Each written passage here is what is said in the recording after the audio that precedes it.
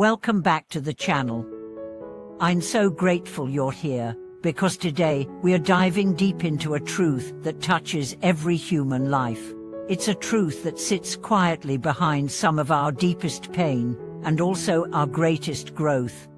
It's a truth that most of us struggle with not once, but many times in our journey. It's the art, the necessity of letting go. What does it mean to let go? Is it giving up? Is it losing? Is it weakness? Or is it, perhaps, the greatest form of strength you can cultivate in a world that constantly teaches you to cling, to hold on, to accumulate, to chase? Today, we are going to explore this question, not just philosophically, but practically. We'll walk through stories, emotions, challenges, and awakenings that show us why letting go is not the end of something, but the beginning of everything that truly matters. Let's begin with something honest. Letting go hurts. Whether it's a relationship, a dream, an identity, a home, a belief, or a version of yourself you once loved, it hurts. And yet, buried inside that pain is a strange kind of invitation. An invitation to step into a new reality. One not weighed down by the past, but made lighter by wisdom, by trust, by truth. Imagine for a moment a woman named Leah. She was married for 12 years to someone who, over time, grew further from her emotionally. The love faded, the connection crumbled. But she stayed year after year, not because she was happy, but because she couldn't bear to let go of the story she had built. She told herself she had invested too much, that maybe things would change, that maybe love could return. But every day, she lost a piece of herself. One morning, she stood in front of the mirror and didn't recognize her own reflection, and it hit her. She had confused endurance with loyalty. She had mistaken fear for faith. And so, she let go. The pain was sharp, like tearing muscle from bone. But with each week, she began to return to herself. She rediscovered laughter. She found silence that didn't scream. And one day, she whispered to herself, this was not failure. This was freedom. That's the paradox of letting go. It feels like breaking, but it's actually becoming. Becoming someone who no longer defines their worth by what they've managed to hold onto. Becoming someone who trusts that real belonging isn't built on control, but on truth. So let's ask, why is letting go so hard? Because we are taught to associate attachment with love. We are taught to prove commitment through endurance.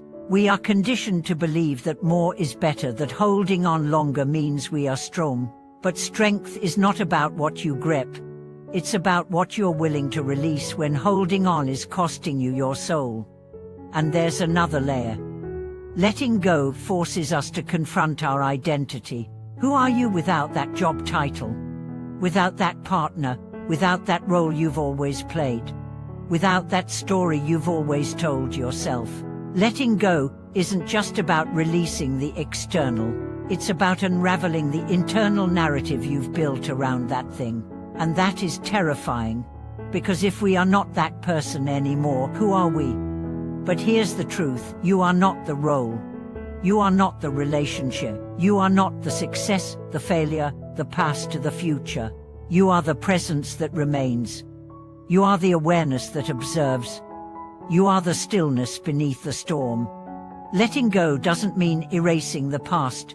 It means honoring it, learning from it, and then releasing the need for it to define your next step. It means saying, I bless what was, I trust what will be.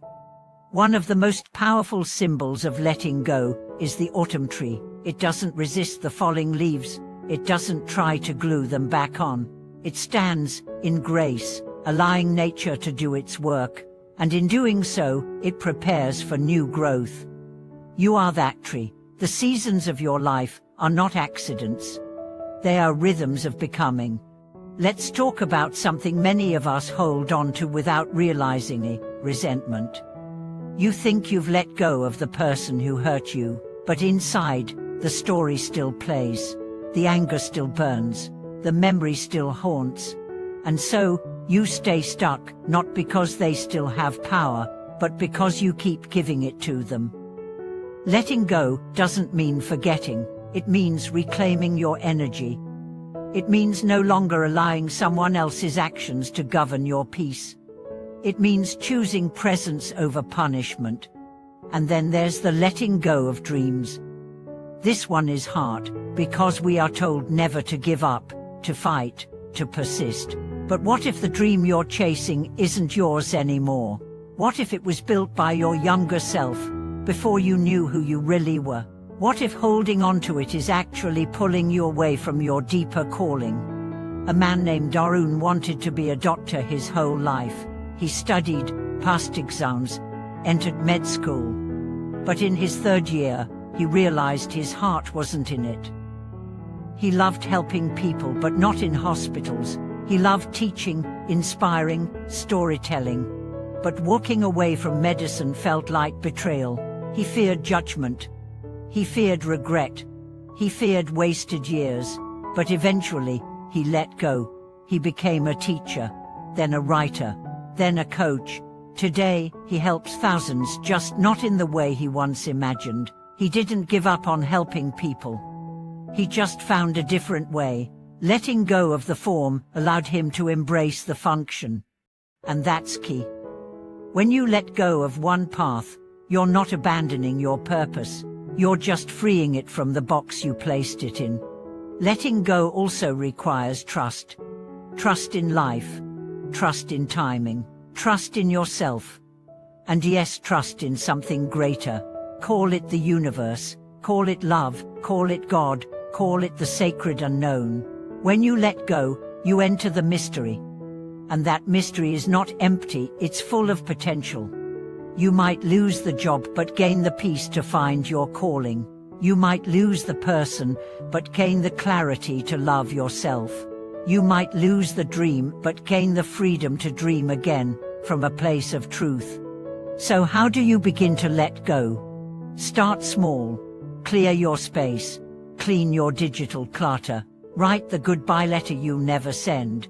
Speak the truth you've been swallowing.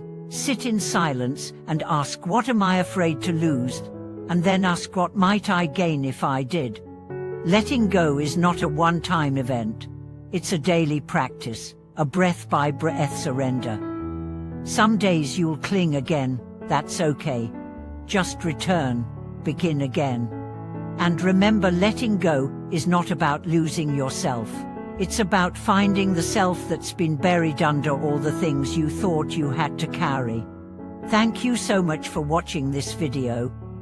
I hope it gave you courage to loosen your grip, soften your heart, and trust that life does not take without giving. If you've experienced the freedom of letting go, or if you're in the middle of that journey right now, I'd love to hear from you in the comments. And if this video helped you, please like, subscribe, and share it. Let's spread the message that release is not a sign of weakness, it's the seed of awakening. Until next time, breathe deep, release gently, and remember, you were never meant to hold everything. You were meant to hold only what sets your soul free. Thank you for watching this video.